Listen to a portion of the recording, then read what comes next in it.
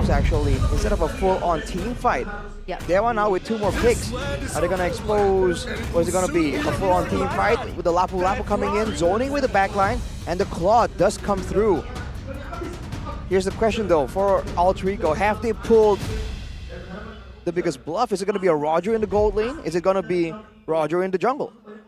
I still, you know, aside from that bluff, like, the Pharsa in so early just feels a little iffy for me because Pharsa is still very vulnerable, right? There's still even a possibility for DEWA United to pick up something like the Yuzong. The Lapu Lapu serves the same purpose. It can dive to the back line, deal damage, cancel the ultimate, and then the value of the Pharsa gets taken away, especially now they have a dive hero like a Claude that can definitely also cancel the Feather Airstrike coming in from the Pharsa. I just personally disagree with the choice, but they go for that bluff. Like you mentioned, Arashi, Ling in last pick, Roger to the gold lane.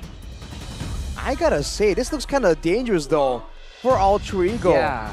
Like even with, I mean, against a Minotaur, a Fredrin, a Vexana, there's just so much crowd control available for Alter Ego.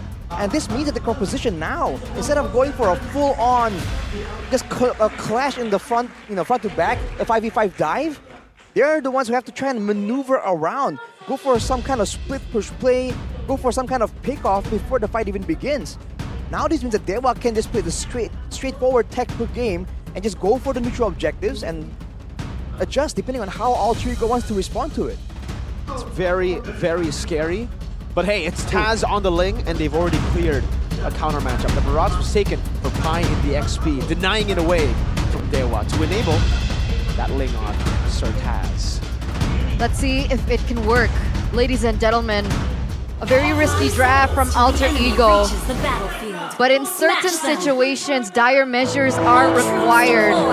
And with that, let's welcome you to game number 1 into the Land of Dawn. Between the gods as well as the 3-face masks, with all the things lined up, everything at risk for DEWA. Let's see these 2 junglers go for it. Taz on the Ling is going to be able to take that purple buff first. Nino and Watt both with the Purify though, and Taz with the Weakness Finder. They're trying to be a bit more aggressive here.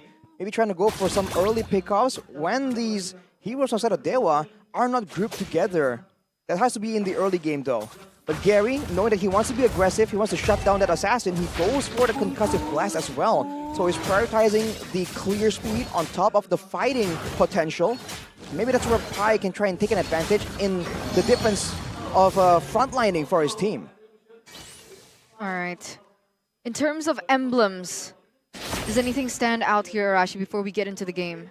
And looks like GamesMax shows 3 tenacities for the side of DEWA United, so they definitely want to be scrapping all the way from the early game. For the side of Alter Ego though, it looks pretty standard so far, except for Pi with the agility and tenacity. He's just trying to be active around the map as much as possible.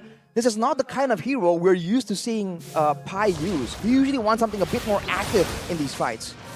Yeah, playmaking, we usually see him on Lapu Lapu, Yuzong to Rizla, maybe, but let's see how he does on the Barats. It's definitely going to be an interesting thing to see. So far, despite Alter Ego picking up something like the Ling, I would have thought that DEWA would want to go a little bit more aggressive. Are they waiting for that level 4 before they try and harass this Ling, or are they just going to try and shut him down away from the objectives?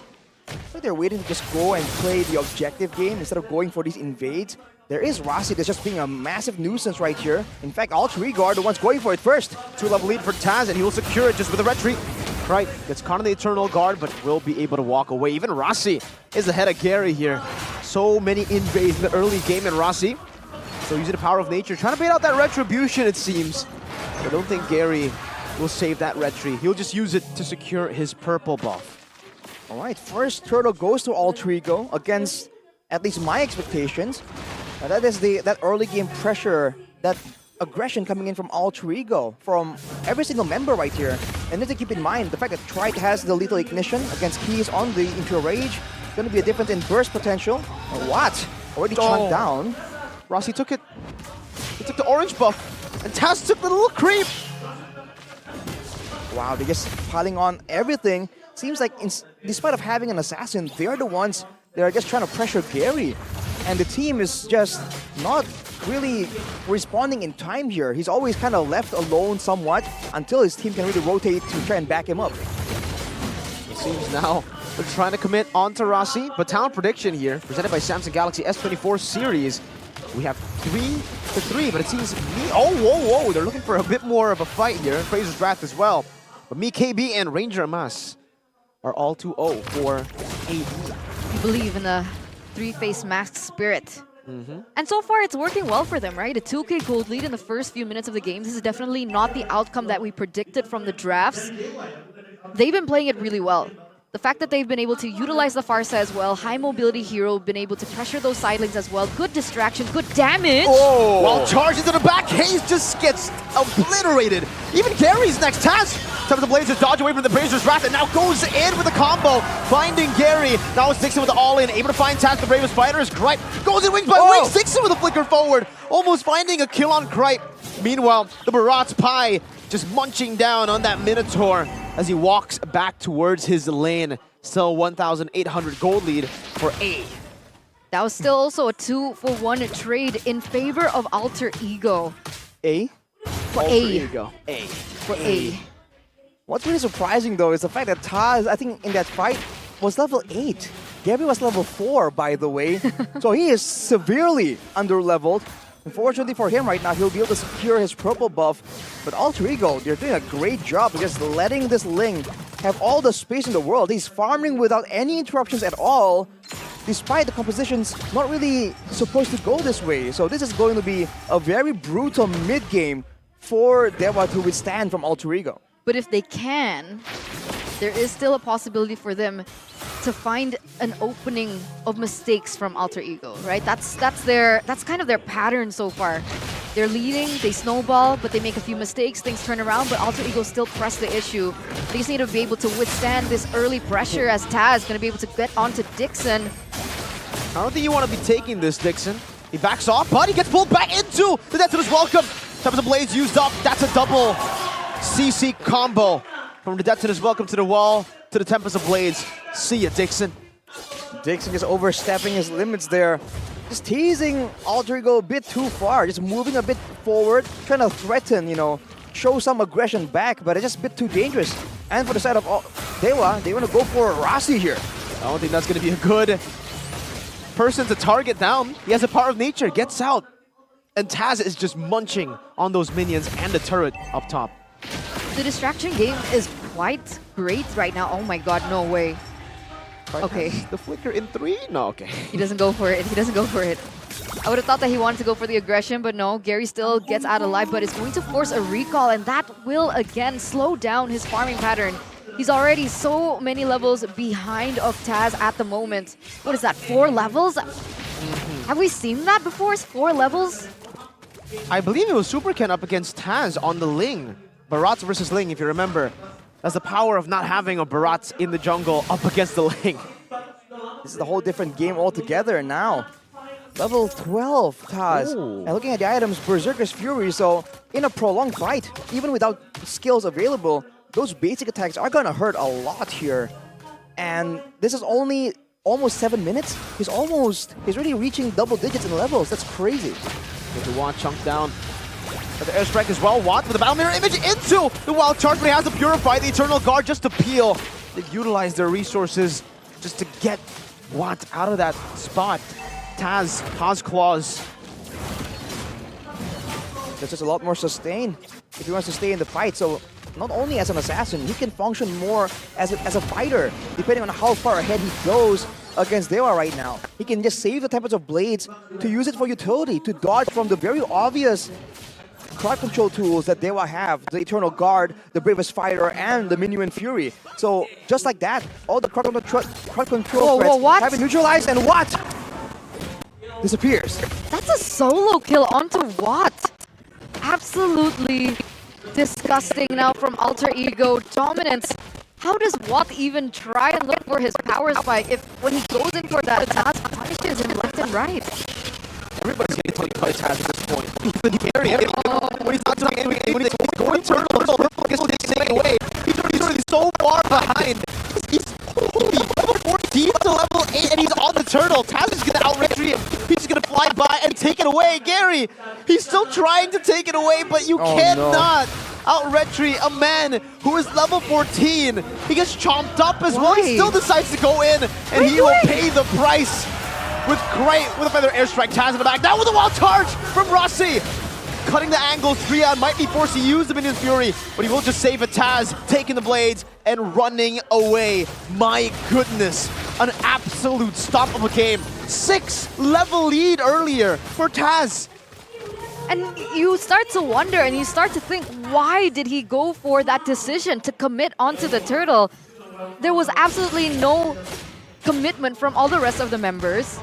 And with the mobility and the flexibility of Taz on the Ling, that entire effort was completely worthless. Was he buying time for Watt? I guess Watt has the golden staff, but at this point, is it too late? Yes. It's just so far behind. I mean, this is a 15-minute Ling at 9 minutes. This is a situation you would expect to see in like a ranked game, right? You don't expect such one-sided domination from just the jungle, let alone the rest of the team right now. They're just walking around. And that Ling in particular is just so immune. He can do whatever he wants. 1v1 against the EXP laner. It doesn't even matter. Yeah, the Bravest Fighter has damage reduction? What? Nah, he does true damage, brother. The Endless Battle, does he even have it yet? Yeah, I think he bought Malefic earlier. Yes, he has a Malefic, but he didn't go for Endless Battle. He went straight for Malefic after the Has Claws. Looks like he's going for Hunter Strike too right now. Fury Hammer and the Liege of the Sword. Yikes. 8,000 gold lead. So many levels ahead of DEWA. Where did this all go wrong? I feel like they were maybe distracted by Rossi a bit too long. The early game, we were all thinking like, okay, Fredrin, Vexana, Minotaur, they're going to be invading. They're going to be going for big skirmishes where the Ling just doesn't have any space to really maneuver. But again, if you think about it, all these card control tools are very easily outplayed, especially in the hands of someone like Taz. Now Keys gets chunked almost immediately to 0. And that Altrigo, they have the siege potential, they have the high ground as well. They're not really at any rush to really end this. An attempt from Gary, but oh man, you're still 5 levels down! Gary! How do you escape from this one? Taz is just gonna be taunting him. Look at him! Ooh. He dodges away from the Appraiser's Wrath, uses his Fine Blade, and just recalls on his corpse. This is brutal to watch. I guess he tried.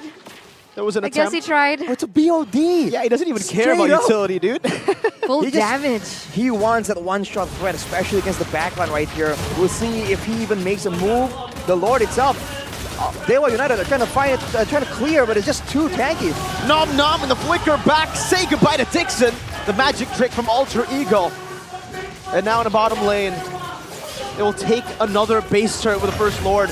Oh! Jay Watt almost gets shredded down to nothing with just a Divine Blade. And a few shots, Gary has to pull back. And this might be an angle, ladies and gentlemen. 13,000 goal lead in 11 minutes. Alter Ego are beating the clock. Eternal Guard on the Nino. Now a 3-man wild charge from Rossi as well. Gary brought back, but still is able to dash out. Alter Ego have another mini wave up top as Dixon respawns back in this game. A good splash from the base turret. And Alter Ego disengaged. Gary going in on the combo as well with Miss Fury. Right, gonna be found. Taz jumping into the midst of it all with attempts to blaze. Whoa! A big bonk right into the gun down from Watts. Alter Ego, they gotta pull back now. Nino's still trying to kite away, and they will be able to disengage. But some miscalculations definitely there from Alter Ego. That was the miracle that DEWA were looking for. Krite and Taz taken off the board. Overconfidence perhaps from the side of Alter Ego. These are things that should not have happened. How were they able to get 2 people there? They were just moving backwards, but then they left Krite just a bit vulnerable in the front, and DEWA United, they know how to capitalize. Look at it, they doesn't welcome though. Oh, into the wall, oh, to the barrier. Right as he goes to the wall, Tornino! Into the back with the Lycan Pounce as well. Now running back as Gary finds the top, but he's able to dash out. Very well played, an Eternal Guard not connecting an Alter Ego. Played safe again. It's a feathered airstrike, but just used to shoo DEWA away from this mid lane. That was a fancy combo. Daytona's welcome into the barrier out of nowhere. Let's take a look at the items though. It was a great Dragon Spear completed for Nino on the Roger. So he has the movement speed, presumably to really keep up with the rest of the team going in. Krike going for the Genius Wand.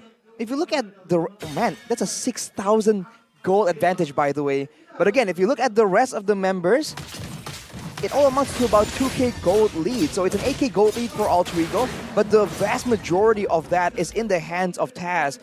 And soon he'll be at full items. Soon that gold difference won't really make that big of a difference.